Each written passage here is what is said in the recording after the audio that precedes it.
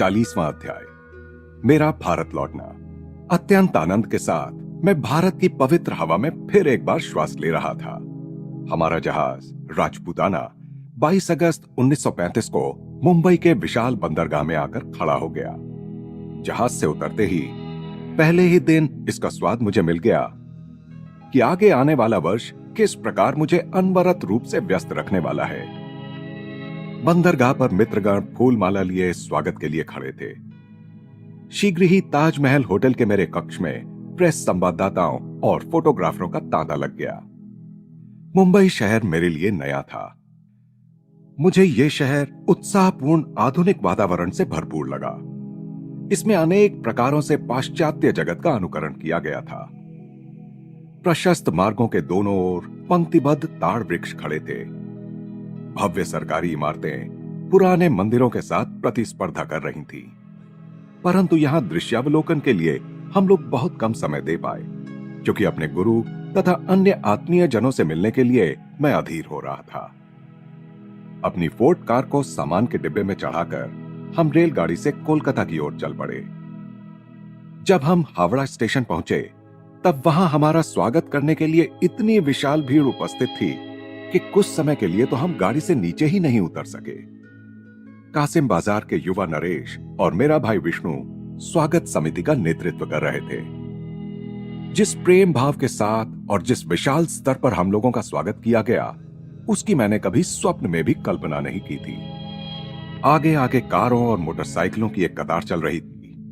ढोलकों और शंखों की आनंदपूर्ण ध्वनि हो रही थी और इस सब के बीच फूल मालाओं से सिर से पैर तक लदे श्री राइट, मिस ब्लेज और मैं एक कार में बैठे धीरे धीरे अपने पिताजी के घर की ओर बढ़ रहे थे। मेरे वृद्ध पिताजी ने मुझे इस प्रकार प्रगाढ़ आलिंगन में बांध लिया मानो मैं मरकर फिर जीवित हो गया हूं। काफी समय तक हम दोनों एक दूसरे को देखते रहे। आनंद के अतिरेक के कारण दोनों के ही मुंह से कोई शब्द नहीं निकल पा रहा था। भाई और बहनें, चाचा और चाचियां, चचेरे भाई बहन, कई वर्ष पहले मेरे छात्र रह चुके लोग, पुराने मित्रगण, सब मुझे घेरे खड़े थे और कोई भी ऐसा नहीं था जिसकी आंखें नम ना हों। उस प्रेमपूर्ण पुनर्मिलन का दृश्य अब पुरानी स्मृतियों में संचित हो गया है, परंतु मेरे मानस पटल पर अभी भी वह स्पष्ट रूप से अंकित है। मेरे लिए वह अविस्मरणीय है। श्री युक्तेश्वर जी के साथ पुनर्मिलन का वर्णन करने के लिए तो मेरे पास शब्द ही नहीं है। उस बारे में मेरे सचिव के वर्णन पर ही संतुष्ट होना पड़ेगा। अपनी यात्रा दैनंदिनी में श्री राइट ने लिखा है, आज सर्वोच्च आशा एवं उत्कंठा अपने मन में लिए मैं योगानंद जी को कार से कोलकाता से श्रीरामपुर ले गया। रास्ते में विभिन्न प्रकार की दुकानें थीं। उनमें एक वह भी थी जहां योगानंद जी अपने कॉलेज के दिनों में प्रायः नाश्ता पानी करने जाया करते थे। अंततः हम लोग एक संकरी गली में घुसे जिसके दोनों ओर दीवारें थीं। फिर बाईं ओर मुड़ते ही सामने श्री युक्तेश्वर जी का दुमंजिला आश्रम, जिसकी जाली लगी हुई ऊपर की बालकनी कुछ आगे को निकली हुई थी। वहां शांतिपूर्ण एकांत था। गंभीर भक्तिभाव के साथ मैं योगानंद जी के पीछे पीछे दीवारों से घिरे आंगन में गया।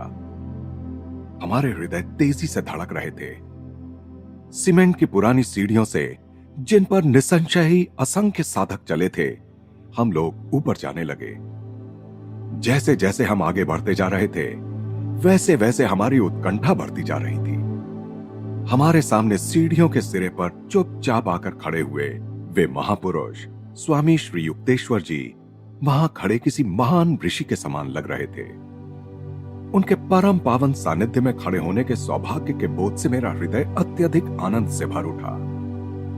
मेरी आतुर आंखों की दृष्टि अश्रुओं से धुंधली हो गई जब मैंने देखा कि योगानंद जी ने अपनी आत्मा की कृतज्ञता व्यक्त करते हुए अपने गुरु के सामने जमीन पर घुटने टेककर सिर झुकाते हुए पहले अपने हाथों से उनके चरणों का स्पर्श किया और फिर उन्हीं हाथों से अपने मस्तक का स्पर्श करते हुए गुरु की चरण व्रज अपने मस्तक पर धारण कर ली। इसके बाद योगानंद जी के उठ खड़े होते ही श्री युक्तेश्वर जी ने उन्हें अपनी छाती से लगा लिया। शुरू में किसी के मुंह से कोई शब्द नहीं निकले, किंतु हृदयों के तीव्र भाव अंतर की मौन वाणी में प्रकट हो रहे थे। पुनर्मिलन के आनंद से उन दोनों की आंखें कैसी चमक रही थी। उस शांत बरामदे में एक अत्यंत कोमल भाव उमड़ रहा था, और मानो उस क्षण की गरिमा को बढ़ाने के लिए ही सूर्य भी अचानक बादलों से बाहर आ गया। परम गुरु के सामने घुटने टेककर उनके चरणों में प्रणाम करते हुए मैंने भी अपने हृदय की भक्ति एवं कृतज्ञता अर्पित की। लंबी तपस्या के कारण कठोर हुए उनके चरणों का स्पर्श कर मैंने उनका आशीर्वाद लिया। फिर मैंने खड़े होकर उनके सुंदर नेत्रों में झांका। उनकी आंखों में आत्मचिंतन की गहराई और आनंद की चमक थी। हम सभी ने उनके बैठक खाने में प्रवेश किया, जो एक ओर से पूरी तरह उस बालकनी की ओर खुला था जिसे सर्वप्रथम हमने सड़क से देखा था। श्री युक्तेश्वर जी सीमेंट के फर्श पर बिछे एक गद्दे पर एक पुराने दीवान का सहारा लेकर बैठ गए। योगानंद जी और मैं उनके चरणों के पास ही चटाइयों पर बैठ गए, जहां आराम से सहारा लेकर बैठने के लिए भगवे रंग के तकिए रखे थे। दो स्वामियों के बीच बंगला में चल रहे वार्तालाप का सार समझने की मैं निष्फल चेष्टा कर रहा था, क्योंकि मुझे जल्दी ही समझ में आ गया कि जब वे एक साथ होते हैं तो कभी अंग्रेजी में बात नहीं करते, जबकि स्वामी जी महाराज, लोग श्री युक्तेश्वर जी को इसी नाम से पुकारते हैं, अच्छी तरह अंग्रेजी बोल सकते हैं और प्रायः बोलते भी हैं। परंतु उस दिव्य महापुरुष की मन को उल्लसित कर देने वाली मुस्कुराहट और तेजस्वी आंखों से ही उनकी संत प्रकृति को मैंने आसानी से पहचान लिया। चाहे वे हंस हंस कर बातें कर रहे हों या गंभीर वार्तालाप कर रहे हों, उनके वाक्यों में वह अधिकार की दृढ़ता स्पष्ट रूप से दृष्टिगोचर हो रही थी, जो ज्ञानी संतों का लक्षण है, जो जानते हैं कि वे जानते हैं, क्योंकि वे ईश्वर को जानते हैं। श्री युक्तेश्वर जी का गहन ज्ञान, उनकी ध्येय निष्ठा और उनका दृढ़ निश्चय हर प्रकार से व्यक्त हो रहा था। उन्होंने अत्यंत सादे वस्त्र पहन रखे थे, केवल धोती और कुर्ता, जो कभी गेरुए रंग में रंगे गए थे, परंतु अब फीके भगवे लग रहे थे।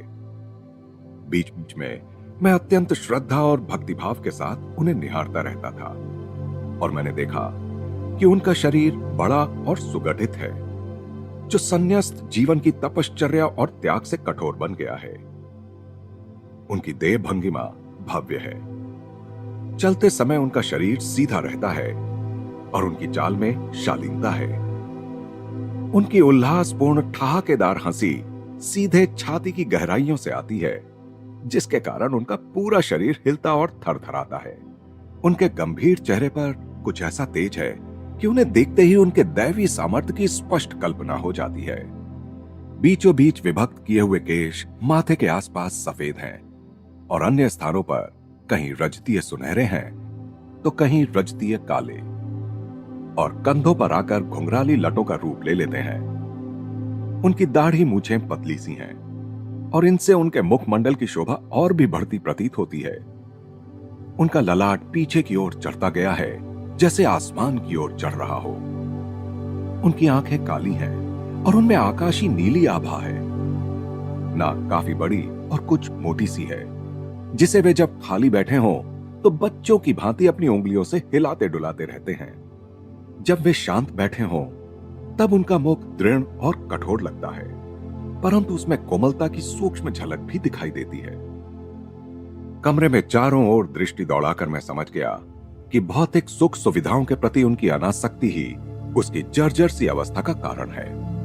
लंबे कमरे की सफेद दीवारों पर हवा पानी के प्रभाव से धब्बे पड़े हैं, और कहीं कहीं नीचे के पलस्तर की फीके नीले रंग की धारियां दिखाई दे रही हैं।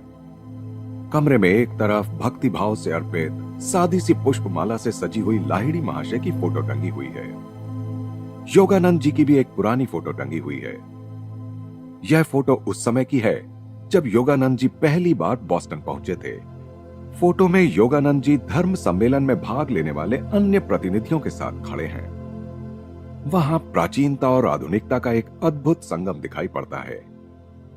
शीशे का एक विशाल फानूस लटक रहा है, पर बहुत दिनों से उसका प्रयोग न होने के कारण मकड़ी के जालों से ढक सा गया है, और दीवार पर वर्तमान वर्ष का कैलेंडर टंगा हुआ है। संपूर्ण कमरे में शांति और सुख की महक है। बालकनी से बाहर ताड़ के ऊंचे ऊंचे वृक्ष मौन प्रहरी की भांति खड़े दिखाई देते हैं। श्री युक्तेश्वर जी के ताली बजाने भर की देर है कि तत्क्षण ही कोई ना कोई बाल शिष्य उनकी आज्ञा शिरोधार्य करने के लिए पहुंच जाता है। बाल शिष्यों में एक है प्रफुल्ल। इस दुबले पतले बालक के लंबे लंबे काले बाल हैं, चमकदार काली आंखें हैं और अत्यंत मधुर मुस्कान उसके होठों पर खेलती रहती है। जब वह मुस्कुराता है तो उसके मुख के कोने ऊपर की ओर उठ जाते हैं और आंखें चमकने लगती हैं, जैसे सांध्य प्रकाश के समय आसमान में तारे और दूज का चांद अचानक साथ साथ निकल आए हों। अपनी उपज के लौट आने पर श्री युक्तेश्वर जी का अपार हर्ष छिप नहीं रहा है और उनकी उपज की उपज अर्थात मेरे बारे में भी उन्हें काफी जिज्ञासा प्रतीत होती है। परंतु उस महापुरुष के स्वभाव में ज्ञान की प्रधानता उन्हें अपनी भावनाओं को व्यक्त करने से रोकती है। गुरु दर्शन के लिए जाने पर गुरु चरणों में कोई भेंट अर्पण करने की प्रथा के अनुसार योगानंद जी ने भी अपने गुरु को कुछ उपहार अर्पण किए।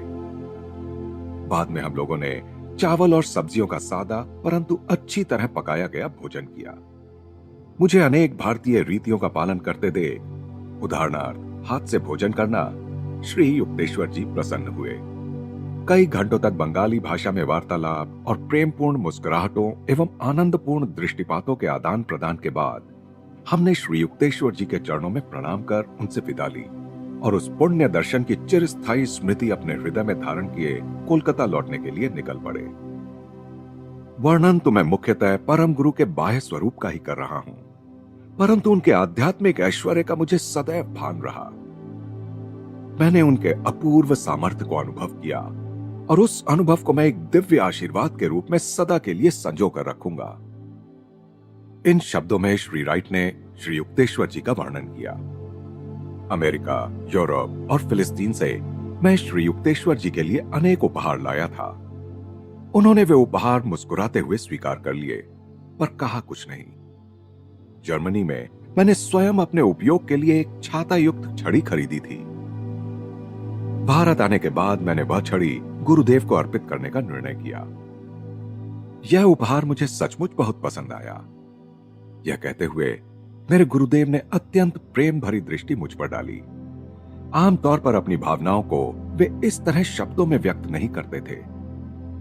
सब उपहारों में से यह छड़ी ही ऐसी थी जिसे वे उनसे मिलने के लिए आने वाले लोगों को दिखाते थे। गुरुदेव, आपकी आज्ञा हो तो मैं बैठक खाने के लिए नया कालीन लाना चाहता हूं। मैंने देखा था कि श्री युक्तेश्वर जी का व्याघ्र चर्म पुराने फटे हुए कालीन पर बिछा हुआ है। यदि तुम्हारी इच्छा है तो ले आओ। मेरे गुरुदेव के स्वर में कोई उत्साह नहीं था। पर देखो, मेरा व्याघ्र चर्म कितना अच्छा और स्वच्छ है। अपने इस छोटे से राज्य का मैं राजा हूं। इसके बाहर विशाल जगत है जिसमें लोग केवल बाह्य वस्तुओं में ही रुचि रखते हैं। उनके मुख से इन शब्दों को सुनते ही मुझे लगा जैसे समय मुझे पीछे ले गया है। फिर एक बार मैं युवा शिष्य बन गया हूं जो प्रतिदिन उनके अनुशासन की अग्नि में शुद्ध होता जा रहा था। श्रीरामपुर और कोलकाता से अवकाश मिलते ही मैं श्री राइट के साथ रांची के लिए रवाना हो गया। कितना भव्य स्वागत हुआ वहां, एकदम हृदय स्पर्शी। मेरी 15 वर्षों की अनुपस्थिति में विद्यालय की ध्वजा को फहराते रखने वाले निस्वार्थी शिक्षकों को गले लगाते समय मेरी आंखें छलछला उठी। आश्रमवासी छात्रों के और प्रतिदिन अपने घर से आने वाले छात्रों के दमकते चेहरे और प्रफुल्ल मुस्कुराहटें उन्हें मिल रही शिक्षा और योग प्रशिक्षण की उपयुक्तता के पर्याप्त प्रमाण थे।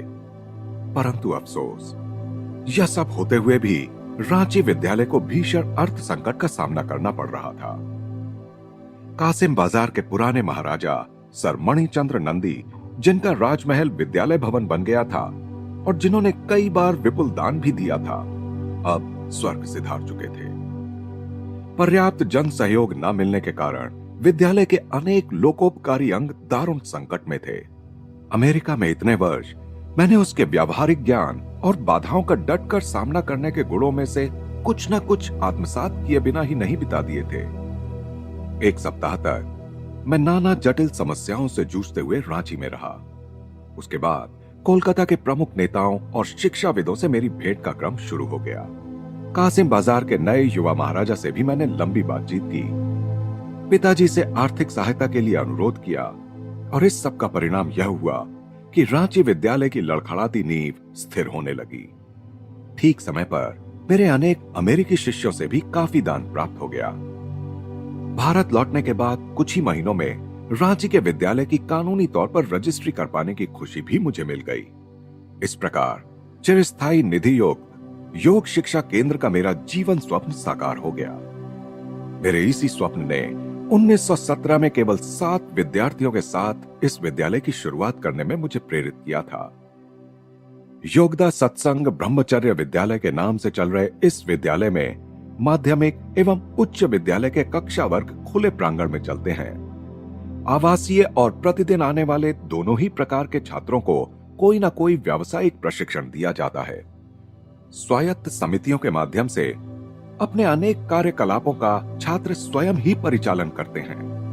अपने शिक्षक जीवन के आरंभ में ही यह बात मेरे ध्यान में आ गई थी कि बच्चों को जहां शिक्षकों को मात देने में नटखट आनंद मिलता था, वहीं अपने साथ ही छात्रों द्वारा बनाए गए नियमों का वे खुशी खुशी पालन करते थे। मैं स्वयं भी कभी आदर्श छात्र नहीं रहा था, अतः बच्चों की सब शरारतों और समस्याओं के प्रति मेरे हृदय में सदा पूर्ण सहानुभूति रहती थी। बच्चों को खेल कूद में प्रोत्साहन दिया जाता है। हॉकी और फुटबॉल के खेलों से मैदान गूंजते हैं। प्रतियोगिताओं में रांची विद्यालय के विद्यार्थी प्रायः कप जीतते हैं। छात्रों को अपनी इच्छा शक्ति के बल से मांसपेशियों में शक्ति संचार करने की योगदा प्रणाली सिखाई जाती है, जिसमें मानसिक बल से शरीर के किसी भी हिस्से में प्राण शक्ति का संचार किया जाता है। उन्हें योगासन तथा तलवार और लाठी चलाना भी सिखाया जाता है।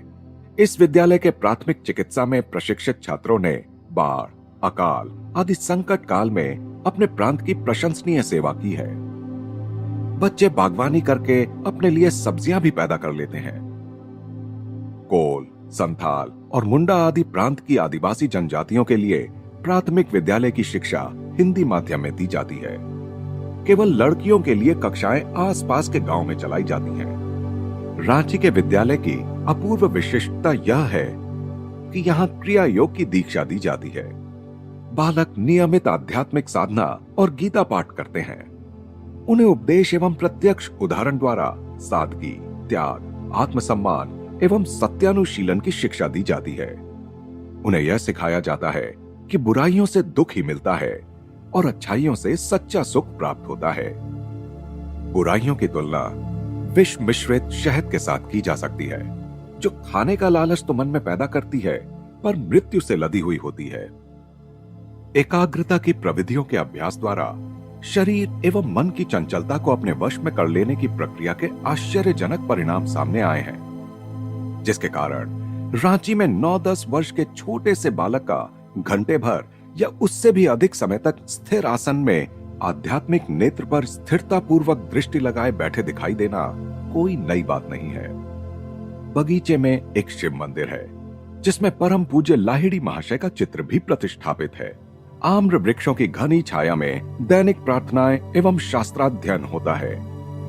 विद्यालय के अहाते में एक और स्थित योगदा सत्संग सेवाश्रम हजारों गरीबों की निःशुल्क चिकित्सा एवं शल्य चिकित्सा करता है तथा उन्हें निःशुल्क दवाइयां भी देता है। रांची समुद्र तल से 2000 फीट की ऊंचाई पर बसा है। वहां की जलवायु समशीतोष्ण है। विद्यालय 20 एकड़ भूमि में बसा है। यह भूमि स्नान योग्य एक बड़े तालाब के साथ है, जिस पर बना हुआ बगीचा भारत के सर्वोत्कृष्ट निजी बगीचों में से एक है। यहाँ 500 फल वृक्ष हैं, आम, खजूर, अमरूद, लीची, कटहल आदि। रांची के पुस्तकालय में असंख्य पत्रिकाएं और अंग्रेजी तथा बंगला भाषा की हजारों पुस्तकें हैं, जो पूर्व तथा पश्चिम के लोगों से उपहार स्वरूप मिली हैं। विश्व के सभी शास्त्रों के ग्रंथों का संग्रह भी यहाँ है। एक सुवर्गीकृत संग्रहालय में पुरातत्व, भूविज्ञान तथा मानव विज्ञान संबंधी अनेक वस्तुएं एवं तरह तरह के रत्नों को प्रदर्शित किया गया है। इनमें से अधिकतर वस्तुएं ईश्वर की विशाल धरती के विभिन्न देश प्रदेशों में मेरे भ्रमण के स्मृति चिन्ह हैं। रांची के विद्यालय के समान ही योग प्रशिक्षण की व्यवस्था के साथ साथ आवासीय व्यवस्था से युक्त शाखा हाई स्कूल खोले गए हैं और ये सभी विद्यालय उत्तरोत्तर प्रगति पथ पर हैं। ये शाखाएं हैं पश्चिम बंगाल के पुरुलिया जिले में लखनपुर स्थित योगदा सत्संग विद्यापीठ यानी विद्यालय तथा मिदनापुर जिले में स्मालीचक स्थित योगदा स्कूल एवं आश्रम। 1939 में दक्षिणेश्वर में गंगा किनारे एक भव्य योगदा मठ की स्थापना हुई। कोलकाता से कुछ ही मील की दूरी पर उत्तर में स्थित यह आश्रम शहरवासियों के लिए एक रमणीय शांति स्थल है। दक्षिणेश्वर स्थित यह मठ योगदा सत्संग सोसाइटी उसके सारे विद्यालयों तथा भारत के विभिन्न स्थानों में स्थित उसके केंद्रों एवं आश्रमों का मुख्यालय है। योगदा सत्संग सोसाइटी कानूनी तौर पर अमेरिका में कैलिफोर्निया के लॉस एंजलिस शहर में स्थित इसके अंतर्राष्ट्रीय मुख्यालय सेल्फ रियलाइजेशन फेलोशिप से संबद्ध है। योगदा सत्संग की गतिविधियों में संपूर्ण भारत में रहने वाले अपने साधकों को प्रति माह डाक द्वारा योगदा पाठ भेजना सम्मिलित है। इन पाठों में शक्ति संचार, एकाग्रता एवं ध्यान की योगदा प्रविधियों का सविस्तार वर्णन है। क्रिया योग की उच्चतर दीक्षा लेने के लिए जो बाद में पाठों के माध्यम से केवल योग्य साधकों को ही दी जाती है, इन प्रविधियों के निष्ठापूर्ण अभ्यास द्वारा स्वयं को तैयार करना आवश्यक होता है। योगदा सत्संग की शैक्षणिक, आध्यात्मिक तथा जनहितैषी गतिविधियों के लिए भारी संख्या में शिक्षकों और कर्मचारियों की निष्ठापूर्ण सेवाओं की आवश्यकता पड़ती है। यहाँ मैं उन शिक्षकों एवं कर्मचारियों के नाम नहीं दे रहा हूँ क्योंकि उनकी सूची बहुत बड़ी बन जाएगी, परंतु उनमें से प्रत्येक व्यक्ति का मेरे हृदय में एक निश्चित उज्जवल स्थान है। श्री राइट ने रांची के अनेक बालकों के साथ मित्रता स्थापित कर ली थी। सादी धोती पहनकर काफी समय तक वे उन सबके साथ रहे। मुंबई, रांची, कोलकाता, श्रीरामपुर, जहां जहां भी वे मेरे साथ गए, सविस्तार सुंदर वर्णन लिखने की नैसर्गिक योग्यता से युक्त मेरे इस सचिव ने अपनी यात्रा दैनंदिनी में उन सब स्थानों का सविस्तार वर्णन लिखा है। एक दिन शाम को मैंने उनसे पूछा, डिक, भारत के बारे में तुम्हारा क्या विचार है? विचार मग्न होते हुए उन्होंने कहा, शांति। यहां के लोगों के स्वभाव में ही शांति है।